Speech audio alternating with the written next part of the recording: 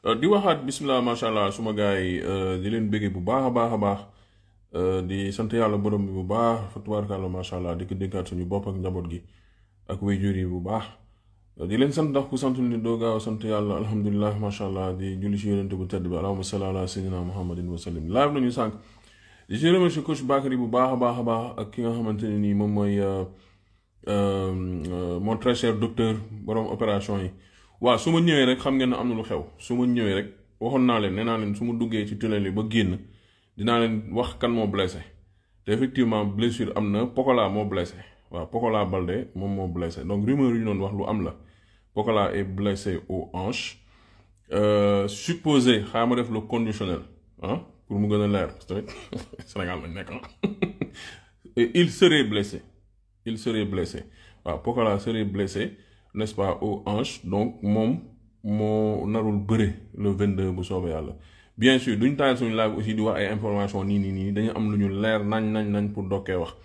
donc est-ce que moom kese la wala keneen su fekkente ne am na keneen d'ici demain dina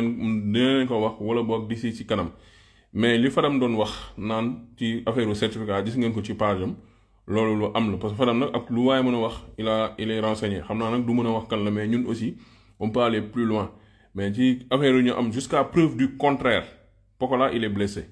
waaw alors mooy mafia 98% bi rek moom la loolu mafia zigé bi yëpp ñu ngi leen di nuyu bu baax a baax a baax xaaral ma bind ko fi épingle ko parce que live bi du yàgg je commence à avoir faim il faut que j'aille manger et tout juste un instant Pokola blessé attends je vais l'écrire wala kenn bind ko moom épingle ko Pokola man maa ngi bind Pokoli di xaaral mu def nii voilà Pokola blessé. Bien sûr, on ne le dit pas à cœur joie. Il faut commencer ça. Moi, dès qu'on a un prompt rétablissement, tu vois, on n'a pas encore les détails de qu'est-ce qui s'est passé. Ouais, ce qu'on sait pour le moment, moi, il est blessé aux hanches. Ok, merci beaucoup. Voilà. Donc, information. Donc, ça m'étonnerait de le 22. Parce que si vous déposez le certificat médical, lors de nos jaaxal bon c'est dommage di masawu adversaire am bu baax a baax ki nga xamante ne mooy Diène Kairé moom it di ko masawu parce que ça peut arriver à n'importe qui bon quand même li ma waxoon ci Reug Reug laay wax ci moom du Pokola nduruwul kuy tappale moom xaw ma kanam mais Pokola moom c'est pas du genre buy tappale di def ay façon ak yu demee noonu xam naa ni tombé moo waral ay gaaf diggante Zarko ak Sa Thiès on va voir qu'est-ce qui se passe entre les deux les rumeurs persistent est-ce que ci benn mbër bi la rek mooy Pokola moom c'est confirmé qu'il est blessé confirmé qu'il est blessé. Bon, la suite, ben écoute, il va déposer un certificat médical. Ce qu'on déposer, il aura 3 mois après. Adversaire pour nous, après les 3 mois, tu vois. Adversaire soit nous libérer ou soit que mon promoteur est obligé d'arrêter. De toute façon, sous blessé Urbini, c'est sûr que saison est pour saison prochaine. Ben affaire aussi, moi, le CNG, il va falloir que nous regardions ce taxi par rapport aux blessures. waxuma ne mbëri dañuy def wala defuñu de mais il va falloir que ñu xoolaat affaire yi bu baax a baax man gis naa MMA ñu def benn affaire boo nga xamante ne j'adore c'est-à-dire ñoom dañuy ut plan B si toutefois parce que tamit blessure ci sport de combat c'est un peu normal gars yi dégg ngeen ba taay mbër ñëw naa la bëri naa ak blessure fii bëri naa ak blessure faa loolu da nga koy dégg mais le MMA ils ont réglé ça parce que MMA su fekkente ne par exemple le gars il est indisponible dina am plan B tu vois parce que lamb aussi dafa risqué quoi c'est-à-dire imagine lii mu nekkoon grand combat waaw grave quoi je dirais pas que heureusement combat spécial mais ba léegi mais tey normalement Diène Kairé war nañ ko mën a utal benn plan B utal ko benn adversaire boo nga xamante ni moom lay bëreel léegi su kay wëree ñu en tout cas ils vont essayer de voir comment faire mais ces cas de figure diggante la blessure de Boy Niang diggante la blessure de ki nga xamante ni moom mooy Reug Reug blessure Pokola bi nga xamante ni c'est confirmé wax dëgg neex yàlla tu vois ça commence à en faire trop ça veut pas dire que mbëri ñoo ko tey mais li ma bëgg a wax mooy il faut que ñu toog ñu xool qu'est-ce qui va pas par rapport au texte il y a quelque chose qui bon nga xam ñu trouver une solution c'est pas juste ñoo na ñëw ñu consulter ko loolu c'est l'administration tu vois c'est l'administration quoi c'est des choses à faire mais pour moi war nañ mën a creuser beaucoup plus loin pour essayer de voir parce que finalement ku ci gaañu c'est le promoteur promoteur moo ci gaañu bon ñun amateur ñu ci gaañu ñun live la ñuy def wax ci et tout su amul combat bi y a d'autres combats tu vois ce que je veux dire de toutes les manières ñun kañ la ñuy gaañu mooy suñ demee ba biir stade mbër bi gaañu foofu tu vois mais soo ko yëgee à l'avance moom voilà di nga xam ni ngay def heureusement ou malheureusement c'est pas le grand combat donc loolu mooy information bi di maçon encore une fois ki nga xamante ni moom mooy kiiwam on a parlé tout à l'heure de la forme de Balla Gaye yëpp gis nañ ko voilà gars yi def nañ ci live boo nga xam ne bu am solo live c'est actuellement disponible si Dr Jules TV bi tu vois ci YouTube loolu mën nga ko seetaan foofu ngeen exploité ko mais l'information phare moom l'information bombe nucléaire comme ni mu koy faral di wax qui est dommageant n'est-ce pas moom mooy la blessure de Pokola qui m'est confirmée tu vois te xam naa ni man sumay source moom voilà day wóor te leer diggante Zarko ak Sa Thiès ok il y a des risques ce combat sànq baa ngi saaxo ak docteur Jules ñu ngi wax lu am solo ce combat là Zarko bro ça va être compliqué qu'il soit prêt quoi ça va être compliqué que Zarko mu pare mën na pare physiquement mais mentalement ça va être compliqué pour lui déjà déggoon ngeen Alamine moo ko wax su ma juumlee Alamine bu Eric Favre tu vois il avait parlé de hernie ombilicale xaw ma hernie voilà en tout cas seen hernie yooyu noonu tu vois alors su fekkente ne loolu ça se confirme est-ce que faj nañ ko est-ce que fajuñu ko question li docteur Jules waxoon dinaa ko reprendre quant à Sa Thiès dafa blessé woon contre ki nga xamante ne nii moom mooy comment ça s'appelle Eumeu Sène ndax loolu faj na ko ba mu wér pelek ou pas tu vois donc loolu c'est des choses yoo nga xamante pour man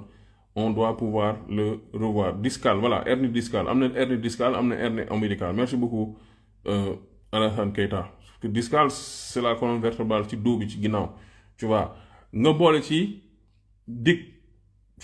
CNG problème yi à gauche problème yi à droite écoute cet athlète ne va pas être prêt dañuy waxtaan quoi sportivement kii nee na ma Sa Thiès on pose des questions waxuñu ne kii daa feebar on fait juste des suppositions alors ma jël ku ci nekk dem vaquer à ses occupations quoi. Quant à Albourakh aussi li ma mën a wax mooy ñoom aussi on les laisse beaucoup souvent on se concentre sur Makan souvent ñi dañuy masawu Makan mais ñoom bizarrement ñoom tamit ils reçoivent des coups durs soit que dañuy jox ay mbër avance ñu daw dem bitim réew wala soit que seen mbër yu bëri ñii dañuy blessé tu vois gis nañ ko par exemple Bébé Saloum amoon na avance su Weuz Diabar Bébé Saloum il est actuellement en Espagne du bëri combat boobu noonu am na ay combat yoo xam ne dañ ko renvoyé Jacob Baldé dañu on l'a suspendu contre ki nga xamante ne mooy Thiatou Yoff tu vois ce que je veux dire donc combat est-ce que dina am ren dama jaaxal soo xoolee aussi Pokola mi ñëw blessé sox joxoon nañ ko avance ñu obligé delloo ko avance parce que adversaire am dafa dem France toog foofu tu vois ce que je veux dire donc ñoom aussi xëj na duñ leen comment t'expliquer c'est-à-dire on a moins d'empathie vers eux quoi je pense nan laa mën a waxee ci olof maanaam ñoom la ñuy gën a duñu leen yërëm bokk voilà waa Albourakh en général ñi duñu leen yërëm tu vois waaye ils reçoivent des coups durs souvent da ngay gis ni que seen yenn journée yi seen yenn mbër yu bëri tu vois ñi dañuy indisponible et tout ay combat yoo xam ne taxawoon na ba pare ñu perte combat boobu noonu mën naa joxe l'exemple de Mbaye Gouye Gui ak ki nga xamante ne nii moom mooy Jackson 2 finalement Jackson delloo avance dem jël Bombardier tu vois ce que je veux dire voilà c'est ça le truc on les entend pas se plaindre tamit nit tamit da ngay wax sa akulaay taala quoi on les entend pas se plaindre et tout tu vois mais ils reçoivent des coups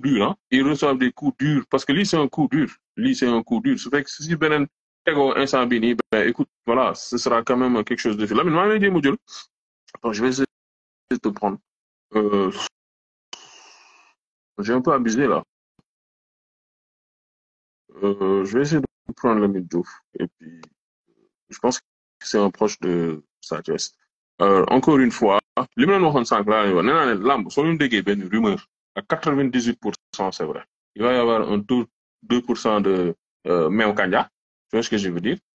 waaye en général il se trompe pas tellement tu vois waaye li wërta leer daal bon je peux pas te prendre malheureusement Lamine Diouf mënu ma la jëfee c'est une toute dernière fois parce que bon vous savez que ni comment ça s'appelle Instagram dafa xaw a capricieux tuuti heure bi tamit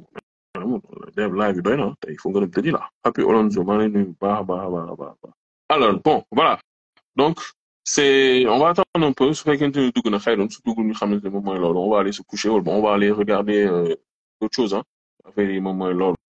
n'est-ce pas? En tout cas, encore une fois, j'interpelle le CNG. C'est bien convoqué, mais tout ça c'est bien. Ouais, su fekkente ni les vraies blessures dafa couplé. Ok, by the way, balaa may fàtte affaire boobu noonu. Ok, gars yi li may wax ni c'est très important. nañu xoolaat âge u mbëri benn. nañu xoolaat defal mbëri ay scanner waxuma ay dem nii ñu xool ak yu demee noonu. parce que vous savez ce sport là c'est un sport intense sportu doole la sport lu boo nga xamante ne dafa laaj kattan contact yi blessures dafa yomb yéeg dune tu vois ce que je veux dire parce que da ngay charger sa yax da nga koy charger poids boo nga xamante ne bu naturel da ngay gis nit koo nga xamante ne normalement poids am warul atta yenn affaires yi mu def par exemple 1 mètre 60 65 70 bëgg yenn boppam yenn poids bëgg teg boppam yenn entraînement yi IRM yi merci beaucoup on doit l'imposer c'est-à-dire warul nekk choix parce que blessures yu ñuy nëbb affaire yu ñuy nëbb j'aime pas trop faire la comparaison mais des fois da koy laaj soo xoolee par exemple ce qui se passe au niveau de comment ça s'appelle du MMA nga xam ne da ngay ñëw ñu defal le prise de sang n'est-ce pas ñu ñëw de manière très professionnelle man gisuma ko ci làmb ji quoi làmb ji soo waxee ñu def test antidopage sax c'est comme si problème la quoi c'est-à-dire on a un sport qui est très très difficile test antidopage ngay wax de gars yi non ñun duñu kenn duñu jam suñu deret kenn du ko yóbbu tu vois ce que je veux dire donc loolu noonu affaire yooyu ñuy nëbb en fait on pense que ni on aide les lutteurs mais on est en train de les sacrifier parce que quand tu n'as pas de suivi man leer na ma leer yàlla ne bëri na ci mbëri surtout mbëri ndaw yi ils n'ont pas les moyens amuñu médecin bu leen di suivre ñun nag moom dañoo xaw a doy waar suñu waxee naa ñoo ñii dañu tubaabee ñii dañoo lii dañoo laa fekk du question de tubaab sport ak loolu ñoo ànd sport ak am médecin ñuy xool sa deret ñuy xool li ngay lekk ñuy xool li ngay naan di bàyyi di dank ci ceeb yi loolu ak sport ñoom ñoo ànd mais ñun dañu bëgg def benn sport boo nga xamante ne nii affaire de kii la quoi voilà quoi xam nga teel réel la ma marajax te loolu mënta nekk c'est pas possible loolu j'en interpelle le CNG j'interpelle les médecins du CNG j'interpelle les écuries man musuma dégg benn écurie ñu ne même écurie bi kii mooy médecin j'ai jamais entendu ça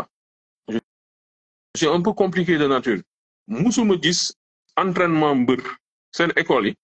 médecin toog foofu yéen vous avez déjà vu pourtant plaquage mën na am blessure sur le champ mën na am arrêt cardiaque sax mën na am musiba naaru laa ñaanal ma ko kenn mais normalement da ngay gis écurie bu mag jarul may tudd xam nga leen écurie da ngay gis écurie bu mag dina am ay muusu ndox yu tege di nga gis coach di nga gis mais tu ne vois pas de médecin alors ces gosses là sont laissés entre eux seuls les lutteurs yu gën a professionnels ñi gën a kawe comme par exemple ay Balla Gaye nga xam ne ils ont les moyens dem INSEP mais li Balla Gaye am INSEP mu am un médecin bu koy suivre am coach bu koy suivre et tout même le plus petit lutteur il doit bénéficier de ça un jour mos naa ko nee naa la lutte n'est pas un sport de pauvre lamb le sport pauvre de parce que mënu lamb li muy lekk rek soo ko comptabiliser ci mois bi mënu lamb mënul ni lekk ay keccax ak yu demee noonu ñun mën nañu lekk keccax amul problème c'est une façon de parler quoi mbëru lamb alimentation dafa cher protéines yu muy jar les protéines coûtent extrêmement cher c'est des boîtes à $100 et jëm kaw tu vois ce que je veux dire fi nga war a nelaw matelas bi ngay nelaw sax mënoo tëdd ci pajaas il faut nga nekk ci environnement bu baax loolu yëpp gain c'est des moyens ñun nag on a fait croire que ni bon voilà n'importe qui peut faire la lutte et c'est ça qui est dommage en réalité n'importe qui ne peut pas faire la lutte il faut que ñu def ay test xool sa xol ndax sa xol attan na ko gars yi contact 10 minutes ñun saa waaye dañuy yéeg escalier 2 étages di essoufflé wu tu vois donc vraiment man damay wax mbëri tamit nañu professionnel weesuwul soo commencé soo nekkee ci benn niveau ci suuf on peut comprendre mais soo commencé ci yéeg benn niveau bi déjà commence à changer de salle maa ngi toon démb suma jumulee Alioune Gueye ci booyam bi comment ça s'appelle Liss Ndiago naan ko mais sa booy bi nan la mën a entraîner ci ay salle yoo xam ay caracase moo fa nekk ba pare sol ay tic-tic tu vois ce que je veux dire ça peut-être on me dira que c'est des petits détails dans la blague on se rend compte que ni suñu booy ils refusent de se professionnaliser pour ñu dem si salle yu baax c'est un problème pour ñu lekk yu baax c'est un problème foo leen fekk ñu ngi ci bopp koñ booy yu wër leen c'est-à-dire c'est incroyable quoi donc soo amul ku lay suivre soo xamul sa yaram gis nga un sportif dëgg da nga war a xam sa yaram comme médecin ni muy xamee yaramu doomu aadama noonu nga war a xamee sa yaram maanaam nan nga war a xam muscle yi est-ce que ñu ngi leen di jàngal muscle lan la est-ce que ñu ngi leen di jàngal par exemple xam nga yax bi nii la tudd muscle bi nii la tudd ak yu demee noonu c'est-à-dire en fait ils sont laissés maanaam ci seen propre gré la moo tax c'est tout à fait normal muy am blessure te blessure yi jeexagul ah oui non mais je te dis ah blessure yi jeexagul parce que ils s'entraînent n'importe comment amuñu hygiène de vie sportive ils n'ont rien ils sont mal encadrés tu vois ce que je veux dire n'importe heure la ñuy tëdd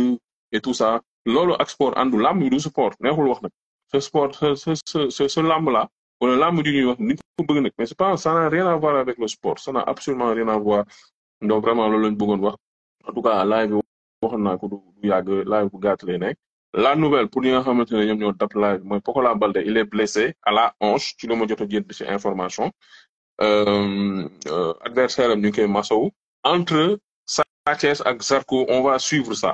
parce que ñaar lañ déggoon entre Sa Thiès ak Zarko on va ñu ngi lay ñaanal jàmm nag ñu ñaanal kenn blessé au contraire dañuy bëgg ñu wér pelek pourquoi pour comme ça ñu ñëw bëri si le 22 parce que seen combat nag des na moins de 1 mois n'est-ce pas donc voilà c'était ça la nouvelle di leen sant bu baax di leen gërëm on va se donner rendez-vous inchallah